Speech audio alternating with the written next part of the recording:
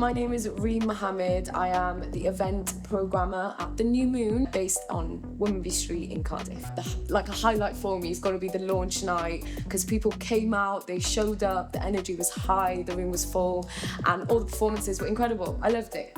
When we first set up the New Moon, we wanted to put an emphasis on creating a space and a home for global majority sounds. So that's definitely the main sort of communities that we've been seeing coming through the door. It's been really beautiful to see, because there's been artists that I haven't seen in honestly years because of the lack of sort of opportunities to perform. I think it's actually really important for the Cardiff music scene, because there's a lot of homes and a lot of infrastructure for indie, rock and roll, those sorts of genres.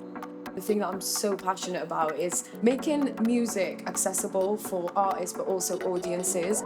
There's really not been a home or a space, especially at a grassroots level, for global majority sounds to be able to practice and, develop an audience and just play and do new things. I love music so much, and honestly, like a live performance, there's nothing like it. Or in a room full of people that love the same song and they're singing along to the same song, it's just a beautiful thing.